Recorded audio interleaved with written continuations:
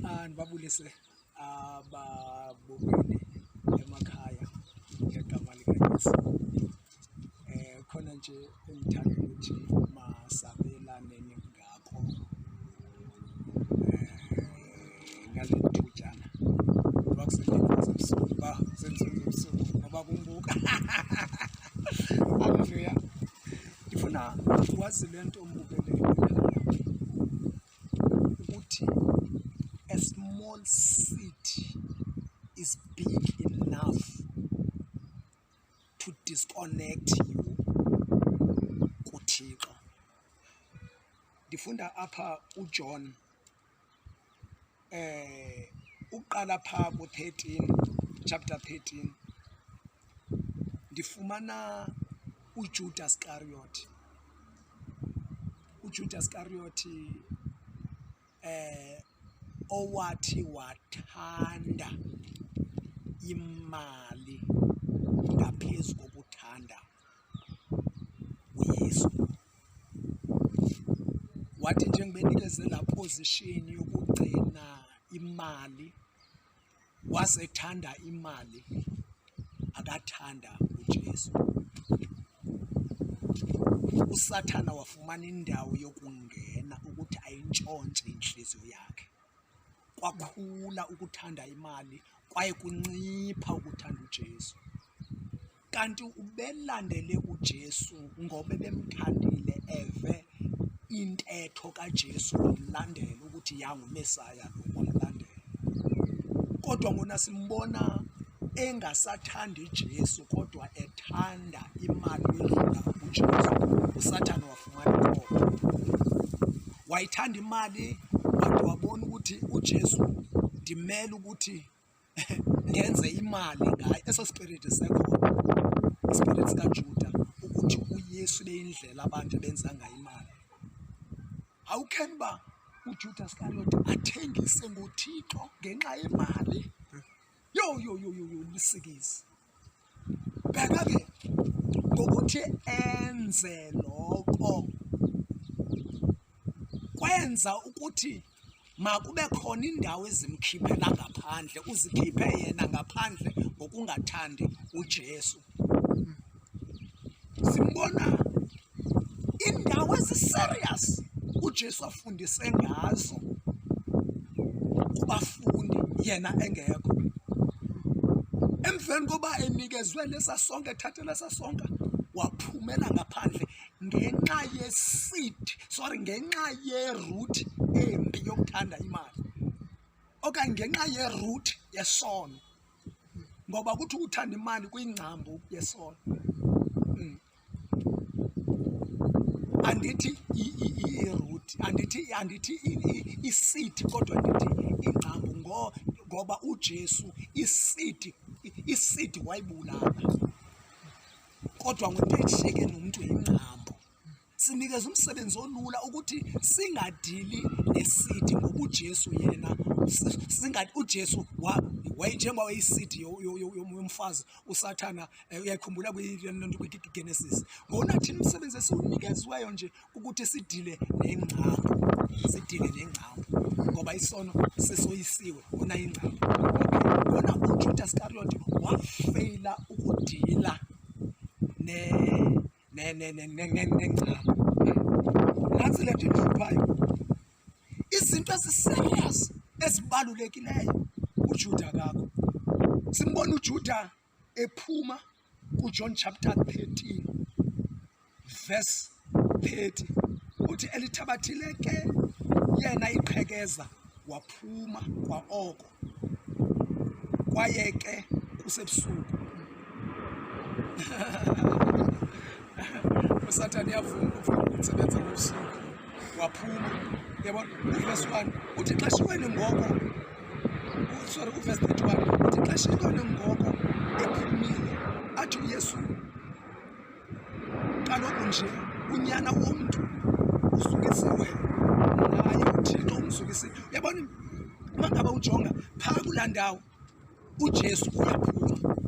Singena ku-chapter 14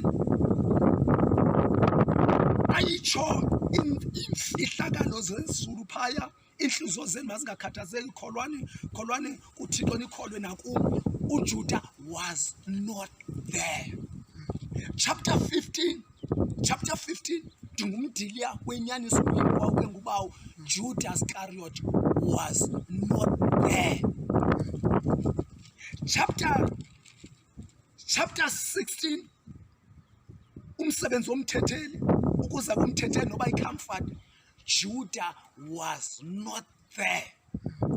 Chapter 17, uJesu uthandazela abafundi bakhe, Judas was not there. Uzofika ku-chapter 18, uJudas Iscariot ufika sehamba namajoni, amabutho bezobamba inkosi yami. Uyabona ukuthi isono siyakudisconnecta kuThixo. Ichapters zingaka akekho, i-teachings ezingaka bekufanele uba uzivile akakho.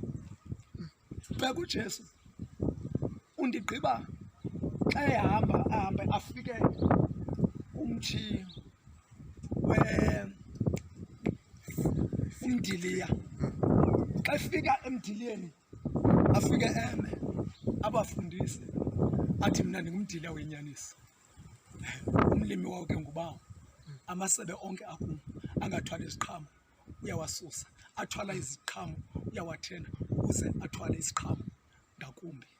Mama akathethi nesihlwele ngoba zikhona izinto zesihlwele, kodwa kukhona abantu abasiqesha uthetha nabafundi ba ukuthi mabazazi uba bangobani. Edlule nangona-ke elantukeni emdiliyeni aye kwi-Mount of Olive, ethi iBhayibhile intaba yeminquma, Mount of Olive, apho kukhona ii-olives. uJesu bamba akazange abethelelwe noba kuphi, kodwa wabethelelwa kwi-Mount of Olives, apho kukhona ii-olives. Yisikrithi ke mphulaphuli leyo ukuthi abethelelwe phaya, ngoba ii-olives inento eyitshoyo. Ii-olives uba ngabe ujonga ndisho even ama-Muslim babhiliva kwi-olive, kungoba i-olive iphilisa izigulo ezi-more than 70 i-olive. At the same time i-olive imele isimbolizer i-peace, i-olives. Okunye i-olives isimbolizer a deep love, hayi just uthando but deep love. That is why umhlabeleli esithi uthando lukababa lunjengolwa ndlebo lubanzi lunjengolwa. That means lu-deep.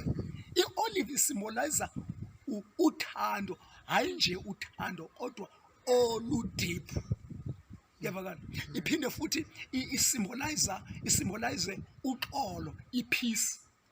Yabakani, uma ujonga kakuhle ngexesha uNowa ejonga amanzi uba awuthile, kwathunyelwa ihobe. Xa lithumela ihobe landiza ihobe landiza, xa labuya negqabi le-olive. Yabona, esiXhoseni ithi labuya negqabi umnquma i-olive. Yabakani, uyimake ngenza uba ndidila ke nathi thina ama-Afrika umnquma siwazi ngenye indlela, kodwa umnquma yi-olive. Kuyevakala, wabuya negqabi le-olive. Igqabi le-olive litsho ukuthi ithetha i-peace, amanzi awuthile. That is umsindo kaThixo uwuthile, umsindo kaThixo uphelile. Kulapho uThixo wabesenza ne-covenant ukuthi anizuphinde ndigwebe ngamanzi. Yabona, umnquba, igqabi lomnquba lamele i-peace, ukuthi uThixo uxolile. Kuyevakala mphulaphula ekhaya. Ngoku na okunye futhi endithanda ukuthi ujonge, yabona indaba le ye-peace egqabi lomnquba, uze ukujonge mphulaphuli ilogo ye-United Nations. Ilogo ye-United Nations uthola ukuthi imeso ligqabi le-olive, then kube khona i-world, yabona, that is i-mission ye-United Nations ukuthi yenze uxolo. That is why uthola ukuthi xa ngaba usiliwa kuthunyelwa yona, noba ke deep down ekungenzeka ukuthi umKristu uzovela phaya, awungenzeka ukuthi noba besithi peace kodwa kukhona hidden agenda. Kodwa ke ngokwezibhalo babona masebenzise ekubonakala ukuthi ekuqalekeni United Nations ibike ukuthi yenze ipeace, engajonganga ukuthi igolide indawo neliphe negolide, i-oil indawo yayibona andithethi loo nto banganibambi ya basebenzise ilantuka igqabi le-olive imele ipeace.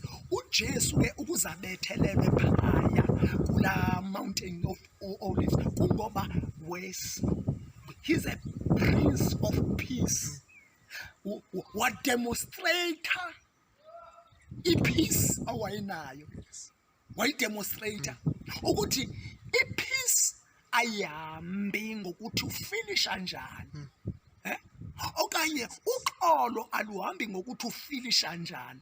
That is why zangalindi ukuthi izikhonkwane maziqale ziphole kuqala ezandleni, zangalindi ngoba elenga kwintaba yeminquma, elenga phaya kwafuna ukuthi izwi lokuqala malibe nepeace, wathi bawo baxolele, baxolele,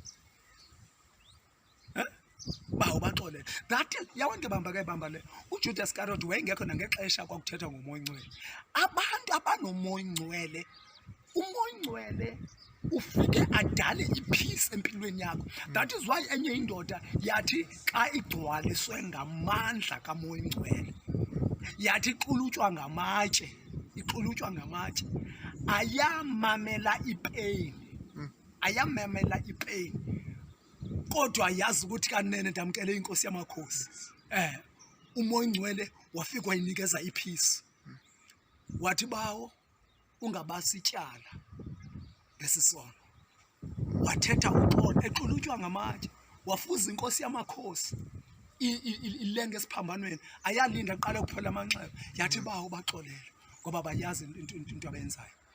Even ndithetha mna oPetrose, oPeter, into ezathi zigcwaliswe ngamandla kamoya ongcwele ekuthethwa ngayo umthetheleli phaya, okanye ikhamfatha begcwaliswe nguye, ngoba umoya ongcwele usiphathele ikharacter kaJesu. Ikharacter kaJesu ifihle kuHoly Spirit. That is why awungeke ukwazi ukwenza uma ungagcwalisanga ngomoya ongcwele. Uma ungagcwalisanga ngomoya ongcwele uzomphika.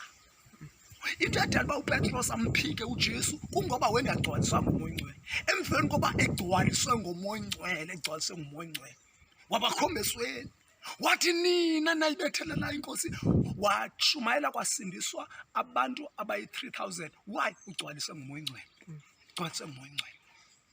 Ngexesha engagcwaliswanga ngomoya ongcwele wamphika, kodwa xa egcwaliswe ngomoya ongcwele akamphika.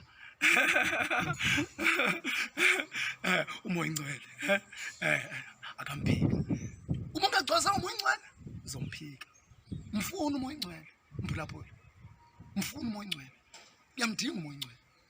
Iyangigqiba lento uJesu, yazi uJesu oPetrose sele bebone izinto. Wena ngeke ushumayele njengoPetrose. uPetrose wambona uJesu ehamba phezu kwamanzi, mandithi abafundi bakaJesu, ehamba phezu kwamanzi evusa abantu abafileyo, eqalekisa umthi, evula amehlo emfama, evusa abantu abafileyo, esenza i-miracles. That is i-knowledge yabo yayigcwele nguJesu. Athi uJesu sethe hambani niye kulo lonke, wathi uJesu kodwa hlalani, hambani yolinda. Ayizunceda i-information eninayo ngaphandle kamoya ongcwele. Hambani yolinda ukugcwaliswa ngumoya ongcwele. Xa nigcwalise ngumoya ongcwele nibe ngabafundi, xa nigcwalise ngumoya ongcwele Ifear yoyika. Nangoba bathi Petros bekade besoyika besithi andimazi basobe egcwaliswe ngumoya ongcwele. Yaphela ifear. Lilixesha mphulaphula. Lixesha lokuthi lento idubule igqiba umhlaba wonke. But ufuna umoya ongcwele. Sewathululwa komoya ongcwele. Ulinde thina kodwa thina kufuneke siye kumoya ongcwele through prayer, through fasting, reading of the word, holiness. Ezo zinto yitrigger yokuya kumoya ongcwele. Xa ugcwaliswe ngumoya ongcwele awukhathaleli even nemali. Akho nto ibulala umsebenzi kaThixo njengobugreedy ukufuna imali. Wena mntu obukeleyo ekhaya, wena mntu obulekeleyo ekhaya, please I beg you, funa uThixo ngaphezulu kwento zonke. Okunye futhi okokugcina, ngaphandle kamoya ongcwele ngeke uxwilwe. Ngeke uxwilwe. Mandithethe phandle. Ayisebenzi indaba yoba uthi uyiChristian. Libali ayisebenzi. Kodwa into esebenza kuba ugcwaliswe ngumoya oyingcwele. Ngoba igama nje lokuthi le-Christian is just a religion. A religion. uJesu akazange azise religion. Wazisa kingdom. Akazange azise religion. I-religion yinto nje efunyana la. Ngoba okokuqala uAdam akazange aluze i-religion kodwa waluza i-kingdom. That is why uJesu xa ifika zange ajoyine zonke lezi, even esiJuda zange ayijoyine. Kodwa wathi wathetha nge-kingdom, wathi guqukani ngoba ubukumkani amazulu busondele. Please nikela impilo yakho kokumkani uKristu Yesu. Ungazinikeli ngemotive kaJudas Iscariot. uJudas Iscariot manje wazinikela ngoba ejonge something. Makuthanda uThixo ngaphezu kokuthanda wena, ngoba ukuthanda wena uzothanda izinto ozobhenefitha wena. Kodwa xa uthanda yena uzoxila. Gcwaliswa ngamandla kamoya ongcwele. Funa umoya ongcwele. Mphulaphuli ibambe lento. Ugcwaliswa uHoly Spirit is very, very important. Even uPhilip wakwafumana uxwilo, but ingeloxwilo la vertical, iluxwilo la horizontal. Wathathwa kwindawo ethile waya kwindawo ethile exwilwa ngumoya ongcwele. uEliya wafumana ola vertical. Thina sikhona siphila ngokuna xa sigcwaliswe ngumoya ongcwele sizofumana oluka Eliya noluka Enoch, uxwilo la vertical. Ngoba inkosi izoza ivela phezulu, thina sixwilelwe emazulwini. Akuxwilwa i-religion, kuxwila abagcwaliswe ngumoya ongcwele. Abagcwaliswe ngumoya ongcwele. You need the Holy Spirit. You need the Holy Spirit. You need a revival, the Holy Spirit. Be connected right now. Be connected. Be connected. Rekata ya boshada bayala. Zekula mandele boshitala yala. In the mighty name of Jesus. In the mighty name of Jesus, I speak revival in your life. In the name of Jesus, I speak revival, revival, revival, revival in the name of Jesus, revival in the name of Jesus, revival in the name of Jesus. Be filled with the Holy Spirit in the name of Jesus. Makakunikeze appetite yokudla izwi, makakunikeze strength. se-fasting mola thayara yaphetayo ukufunda izwi uphile a holy life ngoba ngaphandle kobungcwele azenzeki lento yiva moya oyingcwele Holy Spirit uHoly Spirit uhlala emntwini oholy njengoba namadimoni ngumoya omdaka angena xa umdaka amadimoni kodwa xa ungcwele amadimoni akakwazi ukuhlala kuwo. Change your position. Receive the Holy Spirit right now in the name of Jesus. Ndiyakuthanda. Thixo akusikelele. Amen and amen.